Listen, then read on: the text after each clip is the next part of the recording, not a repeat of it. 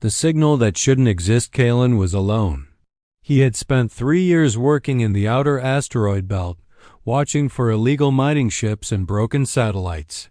His job was boring, cold, and quiet. Nothing ever happened out here. That's why he noticed it right away. The sound that wasn't supposed to be there. His system beeped once, then again. A signal had arrived. At first he thought it was noise, just random waves from the stars, but this one was different. It had a pattern, a soft, repeating pulse. And then, through static, a word came, me. Kalen froze. The voice was soft, weak, and female. It sounded broken, but human or something very close to it. His fingers hovered above the controls. He checked the logs. No human outposts were near. No missions. No colonies. Nothing should be broadcasting here. He played it again. Me. The voice seemed tired, sad, lost. Kalen didn't understand it, but he felt it. Like the voice had waited too long. Like it didn't even expect someone to hear. He sent the file to Central Command. They responded quickly. Ignore. Area empty. Possible signal decay. No follow-up needed. But Kalen couldn't let it go. The voice stayed in his mind. Every time he closed his eyes, he heard it. Not calling for help. Not begging. Just existing. Quiet and alone. He started scanning the area. It took hours. He skipped sleep. He followed the signal, watching as it grew stronger. His ship drifted deeper into the dead zone, a place known for silence. Ships had vanished here. No one knew why. Most crews avoided it, but Kalen didn't stop. He couldn't. The signal led to a strange cluster of debris. Old ships, alien wreckage, broken satellites, some from species not seen in centuries. Kalen's breath grew heavy. What had happened here? Then he saw it. A small round object floating among the wrecks. It blinked with a faint blue light. It wasn't just a machine. It was a pod. A stasis pod. He brought it aboard carefully. The outer shell was scratched, but the inside glowed. It had power. Still alive after who knows how long. Inside the pod was a girl. Her skin was pale, almost silver. Her hair floated around her like threads of light. She looked human, but not quite. Her features were softer. Her fingers were longer. And yet her face was peaceful. Like someone who had waited a long time but never gave up. Kalen stared at her. She wasn't frozen like a dead thing. She looked like someone sleeping. He checked the life support, barely holding. He didn't know if he should open it. But then the signal came again, this time from inside the ship. Me. Kalen reached for the pod controls. His hand shook. Was he making a mistake? He pressed the unlock button. The pod hissed softly. A warm light spilled out. The girl's eyes fluttered, then opened slowly. Her eyes were bright violet. She stared at Kalen like she already knew him. You came, she whispered. Her voice was dry, barely there. But it was the same voice from the signal. Kalen didn't speak. He didn't know what to say. He didn't understand what she meant. She closed her eyes again, as if even that small moment had drained her. Kalen sat beside the pod, confused and shaken. Who was she? How long had she been there? And how had she sent a signal that reached only him? He checked the pod's data system. It was old, at least 120 years. Older than most tech still flying. No ship should have been out here that long. There was no crew, no escape logs. Just her. The name on the file read, Alira, Scout Class, Human-Derived Hybrid, Status, Last Active Signal, Unknown. Kalen leaned back in his chair. What did that mean? Human-derived? Hybrid? Scout Class? He didn't. No, but one thing was clear, she wasn't just a lost traveler. She had been waiting. And somehow, the signal had been meant for him. But why him? He had no answers. Just questions and the soft breathing of a strange girl who had floated alone in the stars for 100 years. Outside, the stars seemed darker. The ship felt smaller. Something was changing. He looked at Alira again. She was real. She was alive, and she had waited not for rescue, but for someone, and that someone, somehow, was him. Something told Kalen his quiet days were over. Whatever this was, it was just beginning, because a voice that waits that long never calls out by accident. Asterisk lost in the black, Kalen had always thought space was quiet, but now it felt like it was holding its breath. The girl Alira was sleeping again in the pod, her breathing steady but shallow. Kalen couldn't stop staring at her. She had called to him across dead space, through time, through silence. She didn't cry for help. She didn't scream. She just whispered one word. And still, that one word had pulled him into a place no one ever dared enter. He checked his ship's logs again. The data didn't make sense. Her pod had been floating in a zone where nothing survived, no signal, no power, no ship. Yet her pod had power. It had a clean signal. It had a heart still, beating inside. Something about all this felt impossible, but there she was, right in front of him. As Kalen drifted deeper into the sector, strange things started to happen. His sensors began to fail. First the long-range scanner, then the map display. Lights flickered. The ship's core shivered even though the temperature hadn't changed. The engine's hum sounded less like a machine and more like a warning, and yet something pulled him forward. Not a force he could see or measure, but a feeling in his chest, like something in the dark was watching, waiting, guiding. Outside the ship, wreckage began to appear. Not just one or two broken ships, but dozens. Some looked alien, some human. Some were so old they didn't match any known design. Like ghosts of a forgotten war, Kalen passed by a ship that had no markings, its hull torn open like paper. Another floated with burn scars across its engines. There was no sign of battle, no explosion trail, just death. Silent, perfect death. What had done this? And more importantly, how had Alira survived it? Kalen turned back toward the pod. She stirred. Her eyes fluttered open slowly. For a few seconds, she just stared at him, like she was still trying to remember where she was. "You stayed," she said softly. Kalen nodded. "Who are you?" he asked. Alira sat up slowly, her body weak but graceful. Her skin looked brighter in the ship's light now, like it was made to reflect starlight. She didn't answer right away. Instead, she looked around the ship like she was searching for something. "Everything's gone," she said at last. "What do you mean?" "My fleet, my people. They're not here anymore." Kalen tried to understand. "How long were you in that pod?" Alira closed her eyes as if counting in her head. "I don't know." Time stopped after the scream. "The what?" She looked at him. The moment everything went silent. Kalen felt a chill crawl across his back. She continued. "We were explorers, scouts. We were charting space near the border when something woke up. It didn't attack us, not at first.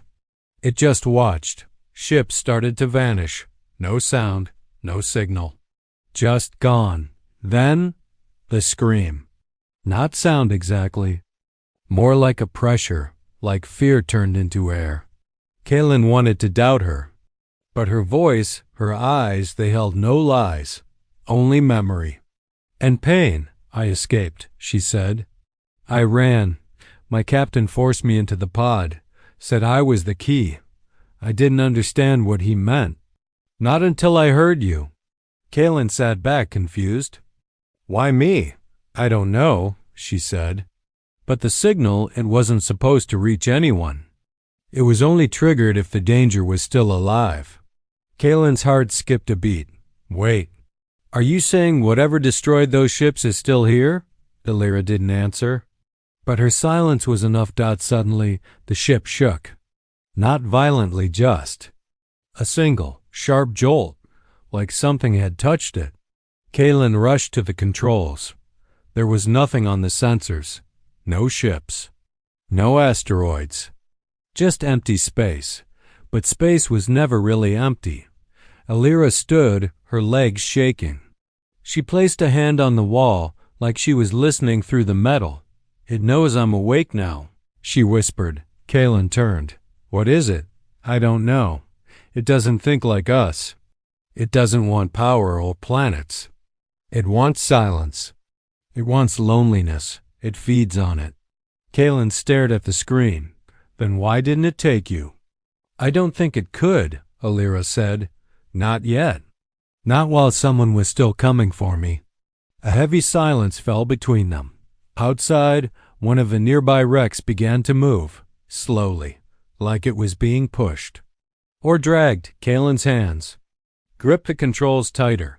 We need to leave," he said. Illyra shook her head. "We're already inside its nest." Kaelin felt something cold in his chest. Not fear, something worse, a knowing. He looked at Illyra again. She had waited for someone, not to be rescued, not to be saved, but to make a choice. And now, that choice was his. Go deeper, or turn back. The stars outside no longer twinkled. They stared. Asterisk, she remembers a war that never ended. Kaelin had never heard silence feel so loud. It pressed against the walls of his ship like invisible hands, squeezing tighter with every second. Illyra sat quietly beside him, her violet eyes fixed on the dark screen ahead. She wasn't afraid, not exactly. She looked like someone who had already lived through her worst nightmare and survived. But there was weight behind her silence. A history, one she hadn't shared yet. He turned to her. "What really happened to your fleet?" She blinked slowly, as if his question had pulled her out of a dream. "You won't believe it." "Try me," he said. Illyra took a breath, the kind that sounded heavy even in the still air. "It wasn't a war that made sense. No sides. Number. Orders. No ground to win. Just disappearance. We were sent to explore deep space. My scout ship was one of the first to enter the border beyond the known galaxies. Everything looked empty at first, quiet, beautiful, but then ships began to vanish, one by one, no signals, no distress. They were just erased. Kaelin frowned. "You said there was a scream," she nodded. "Yes, it wasn't sound like we know it. It came through our minds, through our souls. It felt like someone peeling back your thoughts, making you feel utterly alone, like you'd been forgotten by the universe itself." Kaelin shivered. "We called it the hollow star," she said softly. "A being, a presence. It didn't attack us with weapons. It took away our connection to each other. It made us forget ourselves. One captain shot his own crew. Another opened the airlocks. People lost hope so fast, like it was feeding off. Their despair. How did you survive?" He asked. "I didn't survive," she answered quietly. "I was forced into the pod, locked inside. My commander said I was the last spark. I didn't understand. I still don't, but I think I was meant to wait for someone. For you." Kaelin shook his head. "But why me? I'm nobody. Just a maintenance officer who got bored and followed a weird signal." "That's exactly why," she said. "Because you weren't supposed to find me. You weren't searching for power or answers. You were just human, curious, brave, alone, and you came anyway." The ship's lights flickered again. The air felt thinner. Illyra turned toward the nearest port window. "It knows I'm awake. It knows I'm speaking. The hollow star doesn't like voices." Kaelin swallowed hard. "So what do we do?" "If we can't fight it, how do we stop it?" Illyra hesitated. Then she stood shakily. There was something the commanders believed, a final protocol. They thought if even one human resisted, if even one person chose to stay connected instead of giving in to silence, it could be weakened. Kaylin's voice was low. That sounds more like hope than a plan. Yes, she said. And that's why it never understood us. It can't feed on what it can't control. It can't kill what refuses to give up. He looked at her, this strange girl from another time who had waited in the dark while the universe moved on. Her story felt too big, too strange, too heavy. And yet, every word felt true. Outside, the stars shimmered, but something was wrong. They were flickering, not twinkling, blinking. As if the sky itself was trying to send a message. Suddenly, the ship's control panel lit up red. Kaylin rushed over. The signal was back, but this time it wasn't LIR a dot, it was something else. It was mimicking her voice. Me. The voice grew sharper, louder, then distorted. It started laughing. LIRA backed away. It's here. The stars outside bent and stretched. Space itself rippled like water. Kaylin stared into the void ahead. Something was coming huge. Shapeless, but very real. It wasn't just in space. It was in his mind, whispering doubts, pushing fear. Alira grabbed his hand. Don't listen. Don't speak. Just feel. He closed his eyes. And in that moment, all the noise, the false voices, the doubts, the fear stopped. All he felt was her hand, warm, real, alive. The darkness pulled back. Alira opened her eyes, glowing brighter now. It can't stand connection, real connection. That's why I waited, not for a hero, not for a warrior, but for someone who wouldn't let go. Kaylin looked at her and realized this wasn't just a story of survival. This was a war fought in silence with loneliness as the weapon. And he was no longer alone. Whatever the hollow star was, whatever it wanted, it had made a mistake. It had left one person behind with hope. Asterisk.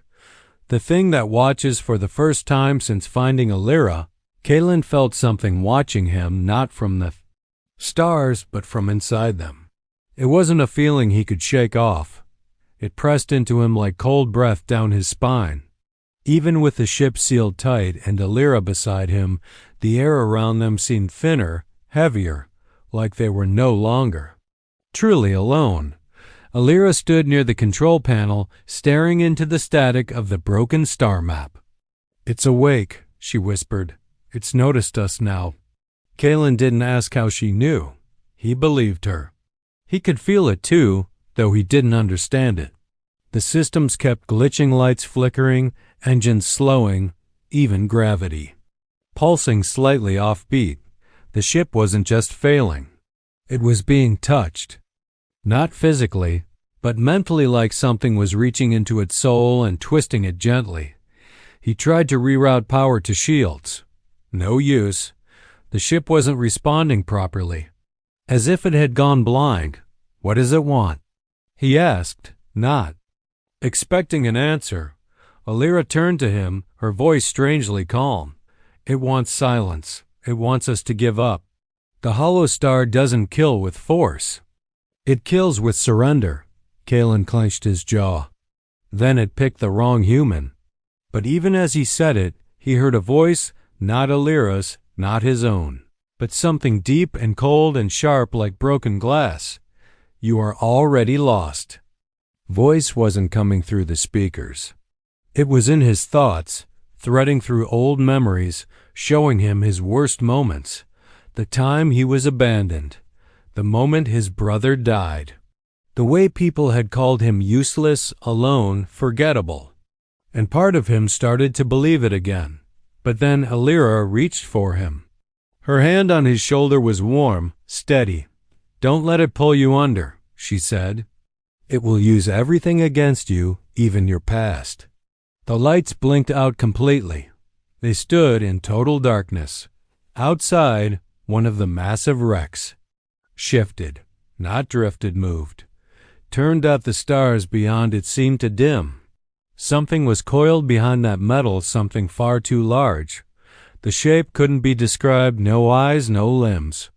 Just motion, hunger, intention. Alira stared at it. Through the glass. When my fleet encountered it, she said, we thought it was a trap. But it was more than that. It was a test, one we failed. Kalen looked at her. And now, this is your test. The darkness began to pulse, not with light, but with memory. Images danced on the walls of the ship Kalen's childhood. His failures, people he had lost.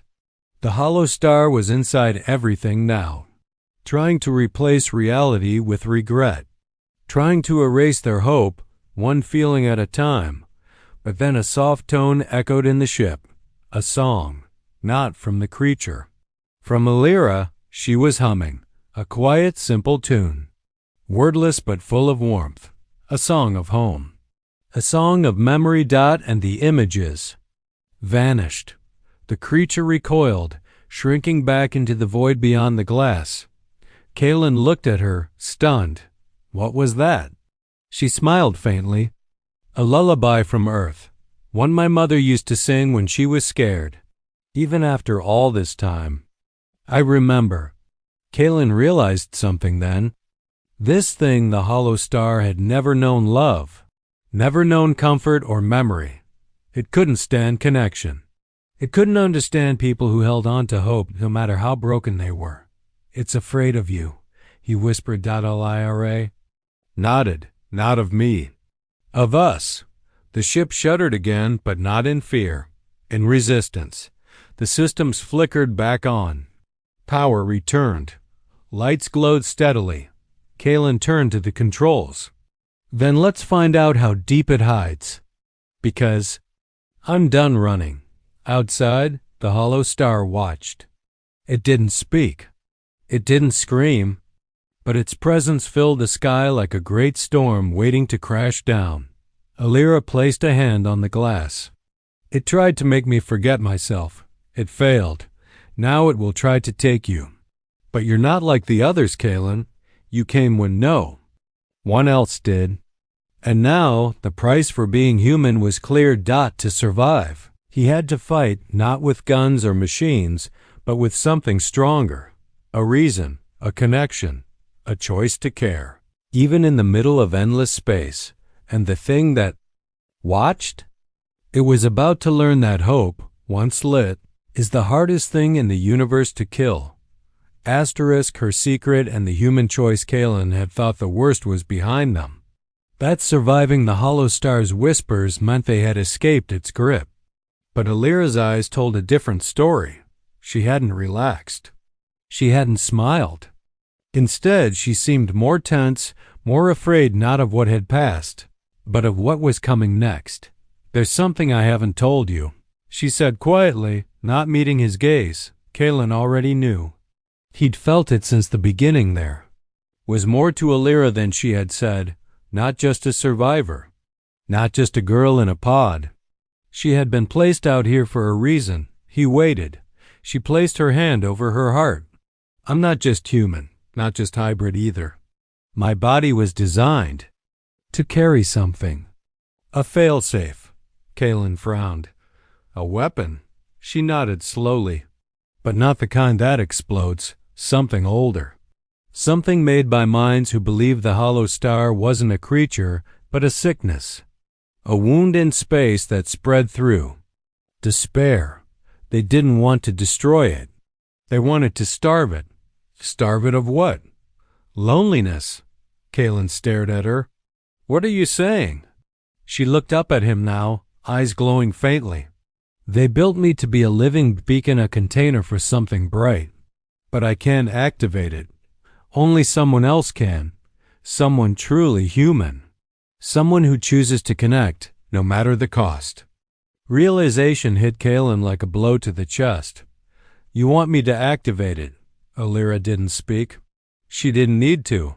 Kalen turned away. This wasn't what he had signed up for. He wasn't a soldier. He was just a maintenance tech. A forgotten Man in a quiet corner of the galaxy. How could he be expected to carry the weight of hope for the whole universe? She spoke softly.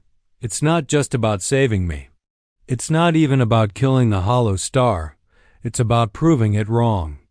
That humans don't break just because they're alone. That even in the black, someone will still reach out. Still answer. Kalen gripped the edge of the console. His hands were shaking. If I do this, he asked, what happens to me? She hesitated, then said, you'll become part of it. You won't die, but you won't be the same. You'll change. You'll shine so bright, you'll burn everything false away, including your memories, your pain, maybe even me. Silence followed. The kind that wasn't cold, but heavy with meaning. He could walk away, set course for home, leave her, leave this nightmare. Pretend it never happened. After all, no one would blame him. No one would know, except her, except him. Then she added, something he didn't expect. I didn't just wait in the stars. I watched too. I saw you long before you heard me. The system chose you, not because you're perfect, because you're real. He looked at her, saw the shimmer in her eyes. She was scared too, but still standing, still hoping. Kalen took a deep breath. All right, he said. She blinked. You'll do it? No, I'll become it. She reached for him. Their hands touched, and instantly the ship around them lit up not with power, but with something more ancient. The walls glowed. The stars outside pulsed. And Kalen felt something rising inside him, not pain, not fear. Something else. Connection. He saw memories that weren't his fleets of explorers. Scientists, families from long-dead colonies. All of them linked through a single thread. The belief that one person could change everything. His body began to glow, not with fire, but with a calm light that wrapped around him like armor. His thoughts became clearer. He saw the hollow star, not as a monster, but as a void, a wound screaming to be filled. And now, he was the answer. Alira stepped back, tears in her eyes. Thank you. He smiled softly, his voice already beginning to echo. You waited, I came. Now let's show it what being human really means. Outside, the hollow star began to move again, massive, endless, hollow. But now, it wasn't facing fear. It was facing something far more dangerous. A man with nothing to lose and a heart full of light. Asterisk. The last light the universe held its breath. Kalen was no longer just a man. He had become something more, something ancient and new at the same time. Light pulsed from his skin, not blinding but pure. Alira stood still, watching him with wide, aching eyes. She had waited for a savior, but what had come was something the hollow star never expected, a human who chose to carry hope instead of fear. Outside, the dark swirl of the hollow star expanded. Space bent and twisted. Reality rippled like water. The stars themselves seemed to shiver in its presence. The thing was coming. But this time, it wasn't reaching to erase or whisper. It was reaching to consume. The light Kalen now held, it hated that light. Kalen didn't speak. His thoughts had grown too vast for words. But inside, he was still himself. Still the quiet worker from the asteroid belt. Still the boy who once cried when his brother left for war. Still the man who followed a whisper in the dark. Now he moved to the ship's hull. The metal parted for him without touch. Alira followed, her voice shaking. You don't have to go into it. You can release the light from here. Send it like a flare. Kalen turned slowly. His voice, though soft, echoed like wind through the stars. It wouldn't be enough. The hollow star doesn't fear light. It fears choice. I have to go to it. I have to choose to walk in. Alira stepped forward. If you go, you won't. Come back. His eyes met hers. I was never meant to come back. I was meant to be found." She fell silent, and he knew she understood. The waiting was over. Then, without another word, he stepped off the ship. There was no gravity, no tether. He floated into the black. The light within him grew stronger, brighter, until his figure was outlined like a small star drifting toward a dark storm. The hollow star reacted. It twisted, screamed without sound. Space folded around it. A black maw opened a wound shaped like endless sorrow. And Kalen flew straight into it. There was no battle, no explosion, no fire. Only silence. Alira collapsed to her knees. She clutched the edge of the window, staring into the darkness where he had vanished. The ship was quiet again, dead still. But something felt different. Then, faintly, she saw it, a flicker.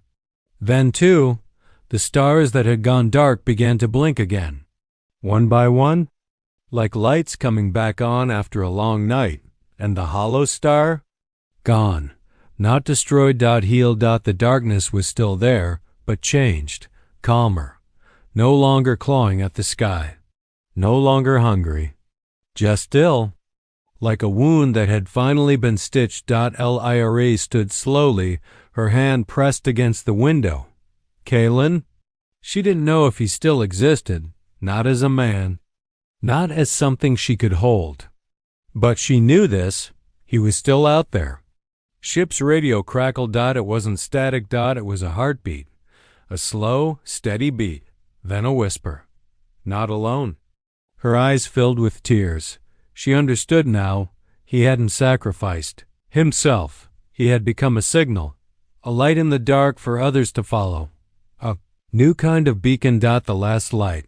A reminder that even in the deepest part of space, even when all hope feels lost, someone somewhere will answer the call.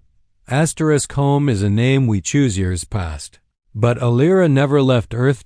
She was given a room in an orbital research station high above the blue planet.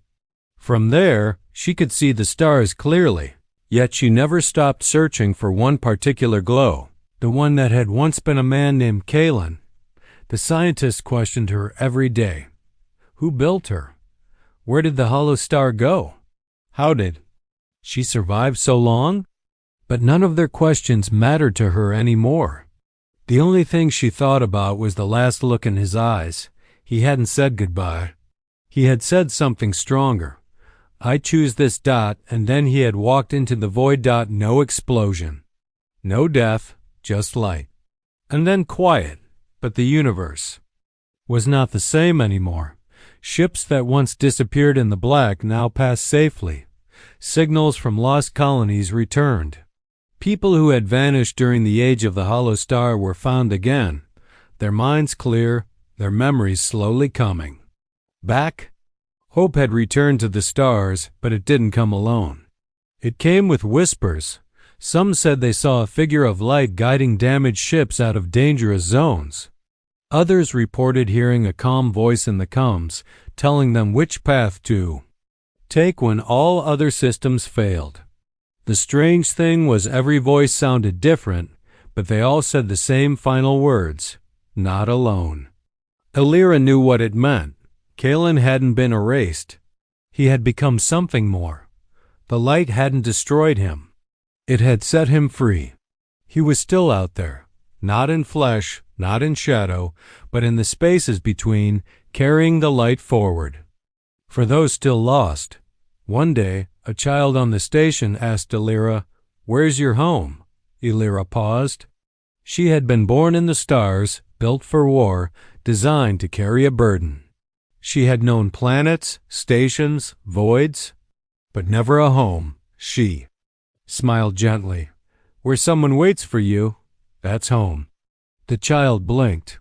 "Is someone waiting for you?" She looked out the window, where a new beacon now shone faintly in the black, visible to no telescope, but always pulsing in her heart. It wasn't just a star. It was Kalen, still choosing, still guiding. "Yes," she said. "He waited for me once. Now it's my turn." She began teaching others not about war or fear, but about connection, about listening to the quiet voices, about answering when someone calls out, even if it's only with one word. Because sometimes the smallest whisper is the loudest scream for help. Over time, a new order was formed. Not soldiers, not explorers, but listeners. Humans and aliens trained to hear the faint signals, the forgotten voices, the lonely cries across space. And at the center of their symbol, etched into every ship, was a single phrase, "Not alone." They never forgot who gave them that light. A quiet man who wasn't special, who wasn't powerful, but who chose to care when no one else did. Kalen had vanished from the world, but he had become something greater than legend. He had become home for the lost. And Alira? She waited still, but not with sorrow. She waited with a smile, because now she understood waiting wasn't about pain. It was about hope. And hope, once given, always finds its way back.